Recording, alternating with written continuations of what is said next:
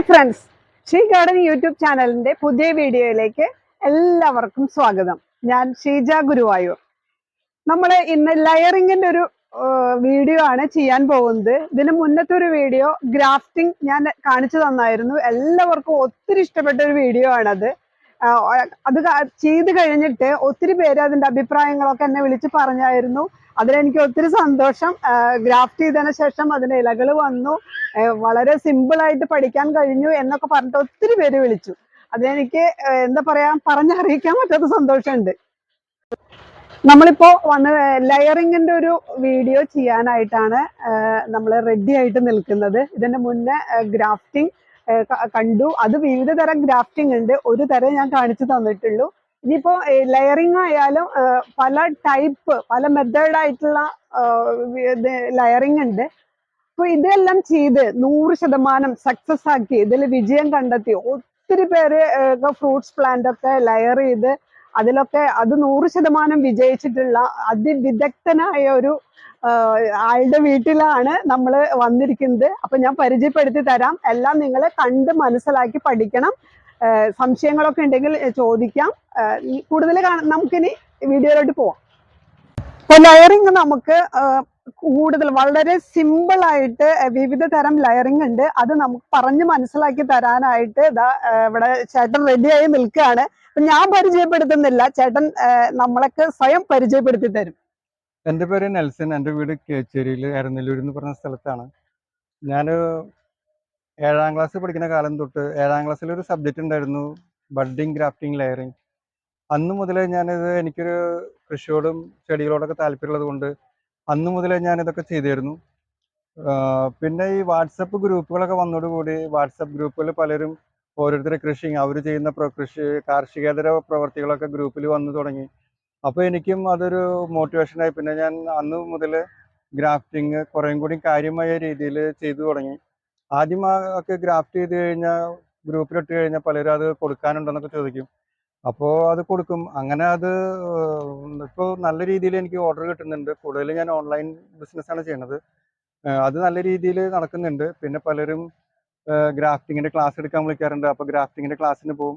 പിന്നെ ഒഴിവ് സമയങ്ങളിൽ വീട്ടിൽ ഗ്രാഫ്റ്റിംഗ്, ബഡ്ഡിങ് ലെയർ ചെയ്ത് ഓൺലൈനിൽ സെയിലും ഉണ്ട്. അങ്ങനെയൊക്കെയാണ് എൻ്റെ കാര്യം. ഞാനിതിന് മുന്നേ ഒരു വീഡിയോ ഗ്രാഫ്റ്റിങ്ങിന്റെ ചെയ്തായിരുന്നു. ഇനിയിപ്പോ ലെയറിങ്ങിന്റെ ഒരു ഇതും കൂടി നമ്മുടെ പ്രേക്ഷകർക്ക് പഠിപ്പിച്ചു കൊടുക്കാൻ, വളരെ സിമ്പിൾ ആയിട്ട് അവർക്ക് മനസ്സിലാക്കുന്ന ലളിതമായ രീതിയിൽ നമ്മുടെ പ്രേക്ഷകർക്ക് അത് കാണിച്ചു കൊടുക്കാം. അതിന് വേണ്ടി അതിന് മുന്നേ ചേട്ടന്റെ പ്രൊഫഷൻ എന്തായിരുന്നു? ഞാൻ ITI കഴിഞ്ഞ് ടെക്നിക്കൽ ലൈനിലായിരുന്നു കുറെ കാലം. അത് കഴിഞ്ഞ് കുറെ കാലം സെയിൽസ് ഫീൽഡിലുണ്ടായിരുന്നു. അല്ല, ഞാൻ ബോംബെയിലായിരുന്നു. ബോംബെയിൽ ഇരിക്കുമ്പോൾ ജോലിയിലൊക്കെ ഉള്ള സമയത്ത് കല്യാണമൊക്കെ കഴിഞ്ഞു. കുറെ കഴിഞ്ഞപ്പോൾ തോന്നി നാട്ടിൽ സെറ്റിൽ ആവാൻ, ബോംബെക്കാളും നല്ലത് നാട് തന്നെയാണ്. പിന്നെ എനിക്ക് കൃഷിയും കാര്യങ്ങളൊക്കെ താല്പര്യമുള്ളത് കൊണ്ട് ബോംബെയിൽ ഈ ഫ്ലാറ്റിൻ്റെ ഉള്ളിൽ താമസിച്ചാൽ അതൊന്നും ശരിയാവില്ലെന്ന് തോന്നി. അങ്ങനെ നാട്ടിൽ വന്നു. ഇപ്പോൾ നാട്ടിൽ ഞാൻ സെറ്റിലായി. അത്യാവശ്യം ഒരു 2-3 പ്ലോട്ടുകളൊക്കെ ആയിട്ട് ഒരു 4 ഏക്കറോളം സ്ഥലമുണ്ട്. അതിൽ നിറയെ ഫ്രൂട്ട് പ്ലാന്റ്, അങ്ങനെ മാവ്, പ്ലാവ്, അങ്ങനെ ഒരു സാധനങ്ങളൊക്കെ കൊടുന്ന് അപ്പൊ ഇത് അങ്ങനെയൊക്കെയായിട്ട് പോണു അല്ലേ? അങ്ങനെയായിട്ട് പോണു. അപ്പൊ ഇതില് ഒത്തിരി ഇപ്പൊ പുറത്തൊക്കെ പോയിട്ട് ഇത് ചെയ്തു കൊടുക്കാറുണ്ടല്ലോ, ആളുകളൊക്കെ വിളിക്കാറുണ്ടല്ലോ. ആരെങ്കിലും പറയാണ് വീട്ടിൽ വന്നിട്ട് ഒരു മാവിൽ തന്നെ ഒരു 10 തരം മാവ് വേണമെന്നൊക്കെ പറയണെങ്കിൽ അതിന് 10 വെറൈറ്റി, 10 എന്നല്ല, ആ മാവിന് എത്രത്തോളം വെറൈറ്റി നമുക്ക് ചെയ്യാൻ പറ്റും. ആ മാവിന്റെ കപ്പാസിറ്റിക്ക് അനുസരിച്ച് എത്ര വെറൈറ്റി വേണമെങ്കിലും ചെയ്തു കൊടുക്കാം. അതിനൊരു ഉദാഹരണം പറഞ്ഞാൽ ഇപ്പൊ എന്റെ പ്ലോട്ടിലൊരു ചാമ്പ നിൽക്കുന്നുണ്ട്. അതും ഏതാണ്ട് ഒരു 20ൽ കൂടുതൽ വെറൈറ്റി ഞാൻ ഗ്രാഫ്റ്റ് ചെയ്തിട്ടുണ്ട്. അത് നിങ്ങൾക്ക് ഇപ്പൊ കാണാം. പിന്നെ ഇവിടെ ഒരു കള്ളിച്ചെടി ഉണ്ട്. അതുപോലെ ഏതാണ്ട് ഒരു 10-12 വെറൈറ്റി, ഒരു കാട്ടുകൽമരാണ്, യുഫോർബിയ ഫാമിലിയിൽ പെട്ടത്. അതിലൊരു 10-12 വെറൈറ്റി കള്ളിച്ചെടികൾ ഗ്രാഫ്റ്റ് ചെയ്തിട്ടുണ്ട്. ഗ്രാഫ്റ്റിംഗ് എന്റെ ഒരു ക്രേസ് ആണ്, അല്ലെങ്കിൽ എന്റെ ഒരു ഹോബിയാണെന്ന് വേണമെങ്കിൽ പറയാം. അപ്പൊ നമ്മൾ എന്തെങ്കിലും ഫോൺ നമ്പർ കൊടുക്കും. അപ്പൊ അത്യാവശ്യക്കാർക്കൊക്കെ ഇപ്പൊ ഫ്രൂട്ട്സ് പ്ലാന്റുമിലാണെങ്കിൽ എല്ലാവരും കയറിയിട്ടുള്ളത്. കാരണം അതാണ് ഇപ്പൊ ഒരു നല്ല മാർഗം എന്ന് തോന്നുന്നു. കാരണം പഴവർഗ്ഗങ്ങളൊക്കെ ഈ ഫ്രൂട്ട് പ്ലാന്റിലേക്ക് തിരിഞ്ഞിട്ടുണ്ട്. കണ്ടമാനം ആൾക്കാർ ഒരുപാട് വിദേശ ഫ്രൂട്ട് പ്ലാന്റിലേക്കൊക്കെ തിരിഞ്ഞിട്ടുണ്ട്. ഇപ്പൊ നമ്മുടെ നാട്ടില് ഇപ്പൊ യൂട്യൂബ് ഒക്കെ നോക്കി കഴിഞ്ഞാൽ കാണാം, നമ്മളാരും കേട്ടുപരിചയമില്ലാത്ത ഒരുപാട് ഫ്രൂട്ട് ഫ്രൂട്ട്സുകൾ. പ്ലാന്റുകളെ കുറിച്ച് പരിചയപ്പെടുത്തുന്നു, കുറെ ആൾക്കാർ അത് വാങ്ങിക്കുന്നു, പരീക്ഷിക്കുന്നു. അപ്പൊ അവരുടെ വീടുകളിലൊക്കെ ആയാലും അപ്പൊ അതുപോലെ തോട്ടം, മാവും തോട്ടം ഒക്കെ ഗ്രാഫ്റ്റ് ചെയ്യാം. അപ്പൊ അതുപോലെ എല്ലാവരും ഇനിയിപ്പോ നമ്പറൊക്കെ കൊടുത്തു കഴിഞ്ഞാലേ അവർക്ക് ആവശ്യം ഉണ്ടെങ്കിൽ അവർ വിളിക്കും എന്തായാലും. അപ്പൊ നമുക്ക് വീഡിയോയിലോട്ട് പോവാം. ഓക്കെ ഓക്കെ ശരി. നമ്മള് ലെയറിങ് പഠിക്കാൻ പോവാണ്. എല്ലാവരും റെഡി ആയിട്ട് ഇരിക്കുകയാണ് അല്ലേ? ഇപ്പൊ ഇത് പറയുന്നതൊക്കെ കേൾക്കാൻ വേണ്ടി റെഡി ആയിട്ട് ഇരിക്കുകയാണെന്ന് എനിക്കറിയാം. അപ്പൊ ലെയറിങ് എങ്ങനെയാണ്, അത് എത്ര തരം ലെയറിങ് ഉണ്ട്, അതൊക്കെ നമ്മൾ വിശദമായിട്ട് ഇപ്പൊ പഠിക്കും. എത്ര തരം ലെയറിംഗ്? ഒരു 3-4 ടൈപ്പ് ലെയറിംഗ് ആണ്. ഒന്ന് എയർ ലെയറിംഗ്. അത് എങ്ങനെയാണെന്ന് വെച്ച് കഴിഞ്ഞാൽ നിൽക്കുന്ന മരത്തിന്റെ കമ്പ് 1 ഇഞ്ച് വീതിയിൽ അതിന്റെ തോല് പൊളിച്ച് കളഞ്ഞ് അവിടെ നമ്മൾ ഗ്രാവൽസ് ചുറ്റി കെട്ടുന്നതാണ് എയർ ലെയറിംഗ്. പിന്നെ വാട്ടർ ലെയറിംഗ് എന്ന് പറഞ്ഞൊരു മെത്തേഡ് ഉണ്ട്. അതെങ്ങനെയാണെന്ന് വെച്ച് കഴിഞ്ഞാല് നമ്മൾ ലെയർ ചെയ്യുന്ന മരത്തിന്റെ പകുതിയോളം ചെത്തി കളഞ്ഞിട്ട് ആ ചെത്തിയ ഭാഗം ഒരു കുപ്പിയിൽ വെള്ളം നിറച്ച് അതിലേക്ക് ആക്കി ആ വെള്ളത്തിന്റെ ബോട്ടിൽ അതിൽ കെട്ടി നിർത്തിയിട്ട് ആ വെള്ളത്തിലേക്ക് വേര് ഇറങ്ങി വരുന്നതാണ് വാട്ടർ ലെയറിംഗ്. ഇത് രണ്ടാണ് കൂടുതലായിട്ടും എയർ ലെയറിംഗും വാട്ടർ ലെയറിംഗ്. കൂടുതലും എയർ ലെയറിംഗ് ആണ് എല്ലാവരും ചെയ്യുന്നത്. വാട്ടർ ലെയറിംഗ് വളരെ റയർ ആയിട്ടുള്ള ആൾക്കാരാണ് ചെയ്യുന്നത്. സക്സസ് റേറ്റ് കൂടുതലും എയർ ലെയറിംഗ്. ഇപ്പൊ നമ്മൾ ചെയ്യാൻ പോകുന്നത് നമ്മൾ എയർ ലെയറിംഗ് ആണ് ചെയ്യാൻ പോകുന്നത്. അതാണ് ഇപ്പൊ ഞാൻ കാണിക്കാൻ പോകുന്നത്. ഓക്കെ, അപ്പൊ എയർ ലെയറിംഗ് എങ്ങനെ ചെയ്യാം വളരെ എളുപ്പത്തിൽ പഠിക്കാൻ വേണ്ടിയിട്ട് ശ്രദ്ധിച്ച് നോക്കി കാണണം കേട്ടോ. ഓക്കെ, അപ്പൊ നമുക്ക് തുടങ്ങാം. ആദ്യം 1 ഇഞ്ച് വീതിയിൽ ഇതിന്റെ ചുറ്റും ഒന്നിങ്ങനെ വരയണം. 1 ഇഞ്ച് മതിയല്ലേ? 1 ഇഞ്ച് അല്ലെങ്കിൽ ഒരു 1/4 ഇഞ്ച് ആയാലും അല്ലെങ്കിൽ ഒരു 1.5 ഇഞ്ച് ആയാലും അതൊന്നും കുഴപ്പമില്ല.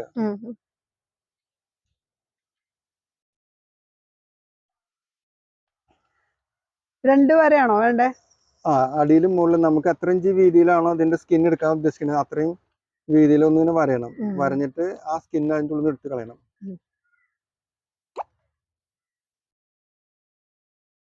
ഇത് കുറച്ച് മൂത്ത കമ്പായ കാരണം പെട്ടെന്ന് പൊളിഞ്ഞു പോരില്ല. അപ്പൊ നമ്മളത് ചെത്തി കളയണത്. അങ്ങനെ ചെത്തി കളഞ്ഞുകൊണ്ട് കുഴപ്പമൊന്നുമില്ല. ഏകദേശം 1 ഇഞ്ച് ഉണ്ടായിരിക്കും. അത് ഏകദേശം 1 ഇഞ്ച് ഉണ്ട്. അതിപ്പോ അല്പ സ്വല്പം കൂടിയാലും കുറഞ്ഞാലും കുഴപ്പമൊന്നുമില്ല. അപ്പൊ അടിഭാഗത്തെ സ്കിന്ന് കളയണ്ട. അല്ല, മൊത്തം കളയണം. മൊത്തം ചുറ്റും കളയണം അതിന്റെ.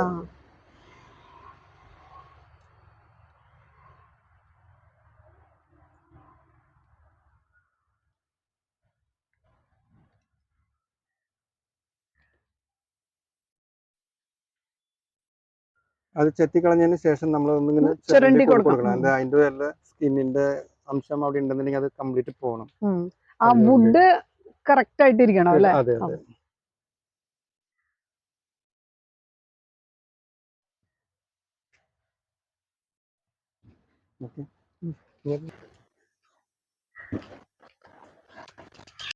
അടുത്തത് നമ്മൾ ഇതിന്റെ മീത് ഈ കട്ട് ചെയ്ത ഭാഗത്ത് പെട്ടെന്ന് വേര് വരാൻ വേണ്ടിയിട്ട് അലോവേരയുടെ ഒരു പീസ് കട്ട് ചെയ്ത് അതിന്റെ മീതെ തേച്ച് കൊടുക്കുന്നുണ്ട്. പെട്ടെന്ന് വേര് വരാൻ വേണ്ടിയിട്ട് ഒരു റൂട്ടിംഗ് ഹോർമോൺ എന്നുള്ള നിലയ്ക്കാണ് നമ്മളിത് ചെയ്യുന്നത്. അത് നന്നായി ഉറച്ച് പിടിപ്പിക്കൂല. നന്നായി അതിന്റെ മുകളിൽ പിടിപ്പിച്ചു കൊടുത്തു കഴിഞ്ഞാൽ പെട്ടെന്ന് വേര് വരുന്നാണ് പൊതുവെ പറയുന്നത്. ഞാനിത് എല്ലാത്തിനും ചെയ്യാറില്ല, ചില സമയത്ത് ഇങ്ങനെ ചെയ്യാറുണ്ട്.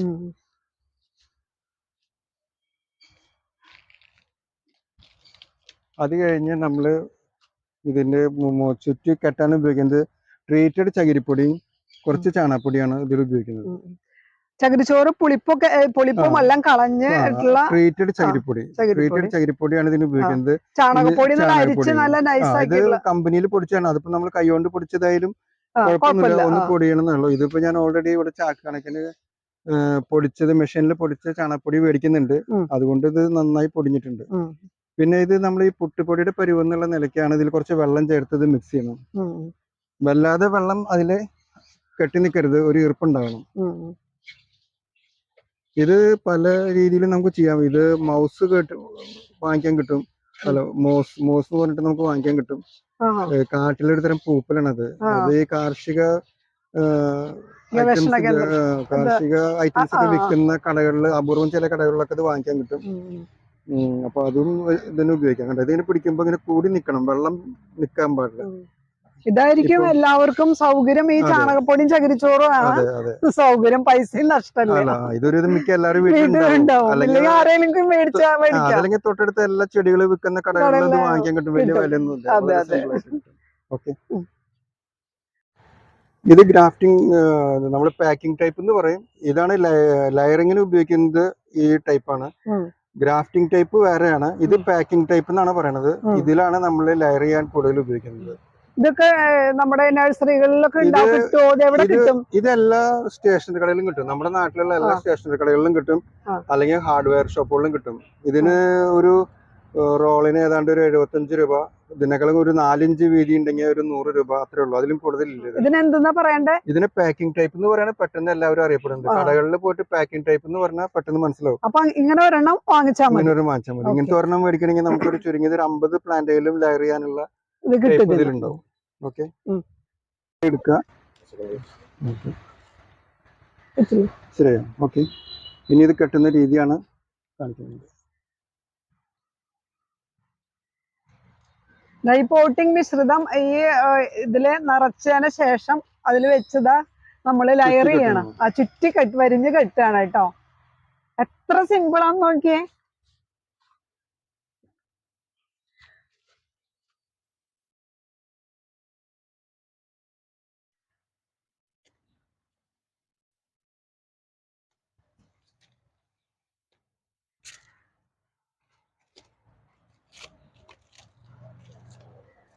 ഇത് നന്നായി ടൈറ്റ് ആക്കി കെട്ടണം. ഇതിന്റെ ഉള്ളിലേക്ക് വെള്ളം കയറാനോ ഇതിന്റെ ഉള്ളിലുള്ള ഈർപ്പം പുറത്തു പോകാനോ പാടില്ല. അതാണ് ഇത് ശ്രദ്ധിക്കേണ്ടത്. ഇത് ഏത് കാലാവസ്ഥയിലും നമുക്ക് ഈ ലയറിംഗ് ചെയ്യാൻ പറ്റുമോ? അതിന് ഏതെങ്കിലും സമയമുണ്ടോ? ഒരു ഏത് കാലാവസ്ഥയിലും ചെയ്യാം. പക്ഷെ ഇതിൽ ഒരുപാട് വെയിലടിച്ച് ഇതിന്റെ ഈർപ്പം നഷ്ടപ്പെടരുത്. അത് മാത്രമേ ഇതിൽ ശ്രദ്ധിക്കാനുള്ളൂ. തണലത്താണെങ്കിൽ കുഴപ്പമില്ല, അല്ലെങ്കിൽ മഴക്കാലമായിരിക്കും നല്ലത് അല്ലേ? മഴക്കാലത്തും ഏത് സമയത്തും ചെയ്യാം. പക്ഷെ അത് ഒരുപാട് വെയിലടിക്കരുത്. അത് മാത്രം ശ്രദ്ധിച്ചാൽ മതി. വെയിലടിക്കാതിരിക്കാൻ നമുക്ക് ഇതിങ്ങനെ ചെയ്തതിന് ശേഷം വല്ല പേപ്പർ അങ്ങനെ എന്തെങ്കിലും ഒക്കെ ഇതിന്റെ മുകളിൽ അങ്ങനെ ചുറ്റാൻ പറ്റുമോ? സാധാരണ അങ്ങനെ ചെയ്യാറില്ല. ഇങ്ങനെ തന്നെ ചെയ്ത് വെക്കും. ഇങ്ങനെ ഇത്രയും ചെയ്ത് വെച്ചാൽ മതി. ഇത്രേ ഉള്ളൂ ഇതിന്റെ വർക്ക്. ഇനി ഇതിന് എങ്ങനെയാ അതിന്റെ ഇതൊരു 2 മാസം കഴിഞ്ഞ് ഇതിന്റെ ഉള്ളിൽ നിറച്ച് വേര് വരും. അപ്പൊ നമുക്ക് ഇതിലൊക്കെ നിഴലടിച്ച് കാണാം വേര് വന്ന് തിങ്ങി നിൽക്കുന്നത്. വേര് വന്ന് തിങ്ങിയ നമുക്ക് ഇവിടുന്ന് ഒരു 2 ഇഞ്ച് ഇറക്കി കട്ട് ചെയ്തിട്ട് വേറെ പോട്ടിലേക്ക് മാറ്റി വെക്കാം. വേറെ ഒരു ചട്ടിയിലോ ഗ്രോ ബാഗിലോ ഇത് വെക്കാം. എന്നിട്ട് ഈ സാധനം അഴിച്ചെടുക്കണ്ടേ? ഗ്രോ ബാഗിൽ വെക്കുമ്പോ ഈ പ്ലാസ്റ്റിക് കംപ്ലീറ്റ് അഴിച്ചു കളഞ്ഞിട്ട് വേണം വെക്കാൻ. അതിൽ വെക്കാം. എന്നിട്ട് അപ്പൊ നല്ലൊരു ചെടിയായി. ചാമ്പ മരത്തിലാണ് നമ്മള് നമ്മള് തായ്ലാന്റ് സീഡ്ലെസ് ചാമ്പയിലാണ് ഇത് ചെയ്തിട്ടുള്ളത്. ചാമ്പ എന്ന് പറഞ്ഞ വെറൈറ്റി ഒക്കെ ആകുമ്പോ പെട്ടെന്ന് വേര് വരും. ഏതാണ്ട് ഒരു 2 മാസം ആകുമ്പോഴേക്കും വേര് വരും. അപ്പൊ ഒരു വേര് വന്നാലും വേണമെങ്കിൽ 1 മാസം കൂടി നിർത്തി നിറച്ച് വേര് വരാൻ കാത്തുനിന്ന് ഒരു 3 മാസത്തിന് ശേഷം കട്ട് ചെയ്ത് വെക്കാണ് ഏറ്റവും നല്ലത്. അപ്പൊ ഒരു അടിപൊളി ചാമ്പ റെഡി. ഇത് ഈ ലെയർ ചെയ്ത തൈയില് പെട്ടെന്ന് തന്നെ ചാമ്പക്ക ഉണ്ടാവില്ലേ? ഓൾറെഡി ചാമ്പക്കായ ഉണ്ടായിക്കൊണ്ടിരിക്കുന്ന കമ്പാണ്. അപ്പൊ അതുകൊണ്ട് തന്നെ 1 വർഷം ആകുമ്പോഴേക്കും അതിന്റെ സമയ സീസൺ ആകുമ്പോ അത് ചാമ്പക്ക ഉണ്ടാവും. എന്തായാലും താങ്ക്സ്. ഇത് എന്റെ പ്രേക്ഷകർക്ക് ഈ ലയറിങ് ഇത്ര വളരെ സിമ്പിൾ ആയിട്ട് പറഞ്ഞു കൊടുത്താല് എത്ര നന്ദി പറഞ്ഞാലും മതിയാവില്ല കേട്ടോ. കാരണം ഇപ്പൊ എനിക്കും ഭയങ്കര ഒരു കോൺഫിഡൻസ് ഒക്കെ വന്നു ഇത് കാണിക്കുന്നുണ്ട്. അപ്പൊ തീർച്ചയായിട്ടും പ്രേക്ഷകർക്കും അത് ഒത്തിരി യൂസ്ഫുൾ ആയിട്ടുണ്ടാകും. ഇത് ഇനിയിപ്പോ ഇതങ്ങനെ ചെയ്തത് വേറെ ഇവിടെ ഉണ്ടല്ലോ, നമുക്ക് കാണാലോ. ഇത് എന്താണ്? ഇത് ലയറിങ്ങോ അങ്ങനെ എന്തെങ്കിലും? ഇത് ഗ്രാഫ്റ്റിംഗ് ആണ്. ഇത് ബാർക്ക് ഗ്രാഫ്റ്റിംഗ് എന്ന് പറയും. ഇത് ഞാവലാണ്, കാട്ടുഞാവൽ. ഇതോടെ എന്റെ പറമ്പിൽ തന്നെ മുളച്ചുണ്ടായതാണ്. ഇതിപ്പോ ഒരു 6-7 വർഷത്തെ വളർച്ചയുണ്ട്. ഞാനൊരു യാത്രയില് നല്ല തടിയിലാണ് ഈ ബാർക്ക് ഗ്രാഫ്റ്റിംഗ് ഗ്രാഫ്റ്റ്. അതെ, ബാർക്ക് ഗ്രാഫ്റ്റ് എന്ന് പറയുമ്പോൾ അതിന്റെ തോല് പൊളിച്ചെടുത്തിട്ട് അതിന്റെ ഉള്ളിൽ ഇൻസെർട്ട് ചെയ്യുന്ന ഒരു മെത്തേഡാണ്. അത് വേറൊരു വീഡിയോയില് എല്ലാം കൂടി ആകുമ്പോ അവർക്ക് കാണുന്നവർക്ക് ഒരു ബുദ്ധിമുട്ടായിരിക്കുമല്ലോ. ഒരെണ്ണം ചെയ്ത് പഠിച്ചു കഴിഞ്ഞിട്ട് അടുത്തത് കാണിച്ചു കൊടുക്കാം. ലെയറിങ്ങിനൂടെ വന്നപ്പോ ഇത് കണ്ടപ്പോ അതിന്റെ ഒരു എനിക്ക് എന്താന്ന് മനസ്സിലായില്ല. അത് കാരണം ഞാൻ ചോദിച്ചത്. ഇതൊരു ഹൈബ്രിഡ് വെറൈറ്റി ഞാവലാണ്. ഇതിന്റെ ഒരു പ്രത്യേകത, ഞാവലിപ്പഴം ഏതാണ്ട് ഒരു നല്ല വലിയൊരു നെല്ലിക്കയുടെ വലിപ്പം ഉണ്ടാവും. അത് മാത്രമല്ല കായ ഉണ്ടാകാൻ തുടങ്ങി കഴിഞ്ഞാൽ ഇല കാണാത്തത്ര കായ ഉണ്ടാവുന്നില്ല. നമ്മുടെ നാട്ടിൽ ചിലര് പറയുന്ന മരപ്പൊടിഞ്ഞു വീഴുന്നൊക്കെ, അതുപോലെ നിറച്ച് കായ ഉണ്ടാവുന്ന. അതുപോലെ വലിയ കായും നല്ല മധുരമുള്ളതും മരം നിറയെ കായ ഉണ്ടാവുന്ന ഒരു വെറൈറ്റി ഒരു യാത്രയിൽ കണ്ടപ്പോ അവിടുന്ന് കട്ടിങ്സ് കൊണ്ടുവന്നിട്ട് ഗ്രാഫ്റ്റ് ചെയ്താണ്. അപ്പൊ ഈ ഗ്രാഫ്റ്റിംഗ് നമുക്ക് വേറൊരു ദിവസം പഠിക്കാം. ഓക്കെ. ഇത് സ്ട്രോബെറി പേരയാണ്. ഇതൊരു 4 മാസം മുന്നേ ലെയർ ചെയ്തതാണ്. ഗ്രാഫ്റ്റിംഗ് ലെയറിംഗ് പഠിക്കാൻ വേണ്ടി ഇവിടെ ഇടയ്ക്ക് ആൾക്കാർ വരാറുണ്ട്. ഞാനിവിടെ ഗ്രാഫ്റ്റിംഗ് ലെയറിംഗിന്റെ ക്ലാസ് എടുക്കുന്നുണ്ട്. അപ്പൊ അവര് വരുമ്പോ അന്ന് അവർക്ക് പ്രാക്ടിക്കലി കാണിച്ചു കൊടുത്ത ഒരു ഇതാണിത്. ഇതിലിപ്പോ വേര് വന്നിട്ടുണ്ടായിരിക്കും, പക്ഷെ അത് വേര് നിറഞ്ഞിട്ടില്ല. വേര് നിറഞ്ഞു കഴിഞ്ഞാൽ ഈ പ്ലാസ്റ്റിക് കവറിന്റെ സൈഡിലൊക്കെ വന്ന് വേര് മുറ്റി നിൽക്കുന്നത് കാണാം. അതിന് ശേഷം നമ്മളിവിടെ കട്ട് ചെയ്ത് മാറ്റി വെക്കുക. അങ്ങനെ താഴെ ഉണ്ട് ഒരെണ്ണം, ഇതവിടെ അങ്ങനെ 2 എണ്ണം ഉണ്ട്. ഇതിലിപ്പോ 2-3 എണ്ണം ഞാനിപ്പോ ഈ കഴിഞ്ഞ ആഴ്ചയിൽ കട്ട് ചെയ്ത് മാറ്റി, വേര് വന്നിട്ട് അതും കാണിച്ചു തരാം. അത് മാറ്റി വെച്ചത് അത് ഇവിടെയാ. ഇതാണ് സ്ട്രോബെറി പേര. ഇത് ലെയർ ചെയ്ത് ഇപ്പൊ മാറ്റി വെച്ചിട്ട് ഒരാഴ്ച ആയിട്ടുള്ളൂ. ഇതൊരു 8 മാസം മുന്നേ ഗ്രാഫ്റ്റ് ചെയ്താണത്. സോറി, 8 മാസം മുന്നേ എയർ ലെയർ ചെയ്താണ്. ഇത് എയർ ലെയർ ചെയ്തതാണ്. ഇതിപ്പോ ഒരു 8 മാസം മുന്നേ ചെയ്ത് ഞാനിപ്പോ ഒരു കഴിഞ്ഞൊരു 2-4 ദിവസം മുന്നാണ് അതിന്ന് മദർ പ്ലാന്റിൽ നിന്ന് കട്ട് ചെയ്ത് മാറ്റി ഇപ്പൊ ഈ പോട്ടിങ് ചെയ്ത് വെച്ചിട്ടുള്ളത്. ഇത് എന്റെ ചെടികളോടുള്ള താല്പര്യം കൊണ്ടും ഗ്രാഫ്റ്റിങ്ങിനോടുള്ള താല്പര്യം കൊണ്ടും ഇത് ബോഗൺവില്ലയാണ്. ഇപ്പൊ നമ്മുടെ നാട്ടില് ഒരു 2-3 വർഷമായിട്ട് ബോഗൺവില്ലയുടെ മൾട്ടി ഗ്രാഫ്റ്റ് തൈകൾക്ക് ഭയങ്കര ഡിമാൻഡ് ഉണ്ട്. അപ്പൊ പലരും എന്നോട് പറഞ്ഞു ബോഗൺവില്ല ഗ്രാഫ്റ്റ് ചെയ്ത് മൾട്ടി ഗ്രാഫ്റ്റ് ചെയ്ത് തരാൻ പറ്റുമെന്ന്. അപ്പൊ ഏകദേശം ഒരു 100 പ്ലാന്റ് ഞാൻ പല ഭാഗത്തായിട്ട് റൂട്ട് സ്റ്റോക്കിന് വെച്ചിട്ടുണ്ട്. ഈ ഹൈറ്റ് കൂടി കമ്പ് വെച്ചതിന്റെ കാര്യം എന്താണെന്ന് വെച്ച് കഴിഞ്ഞാൽ ഇതിൽ മൾട്ടി ഗ്രാഫ്റ്റ് ചെയ്ത് കഴിഞ്ഞാൽ കുറച്ച് ഹൈറ്റ് ഉണ്ടെങ്കിൽ അതിന് പ്രൂൺ ചെയ്ത് സെറ്റ് ചെയ്ത് നിർത്തി കാണാൻ വളരെ മനോഹരമായിരിക്കും. അപ്പൊ അതുകൊണ്ട് വലിയ കമ്പ്, അതായത് ഒരു 3 അടി 4 അടി ഹൈറ്റ് ഉള്ള കമ്പ് നോക്കിയിട്ട് ഇപ്പൊ റൂട്ട് സ്റ്റോക്ക് തയ്യാറാക്കിക്കൊണ്ടിരിക്കുകയാണ്. ഇത് മിക്കവാറും ഈ മഴ ഒന്നുകൂടി കുറഞ്ഞാൽ, പ്രത്യേകിച്ച് അടുത്ത മാസം തൊട്ട് ഇതിലൊക്കെ മൾട്ടി ഗ്രാഫ്റ്റ് ചെയ്യും. ഇതിൽ എത്ര ബ്രാഞ്ച് ഉണ്ടോ അത്രയും വെറൈറ്റി അതിൽ ഗ്രാഫ്റ്റ് ചെയ്യും. അതിലൊക്കെ ചെയ്യാം. ഇപ്പൊ അങ്ങനെ മൾട്ടി ഗ്രാഫ്റ്റ് ചെയ്യുന്നതിന് വേണ്ടിയിട്ടുള്ള റൂട്ട് സ്റ്റോക്ക് ആണിത്. ഇവിടെ താഴെ കാണാൻ ചെറിയ കമ്പുകൾ, ഇത് സിംഗിൾ ഗ്രാഫ്റ്റ് ചെയ്യുന്നതിന് വേണ്ടിയിട്ടുള്ള റൂട്ട് സ്റ്റോക്കുകളാണ്.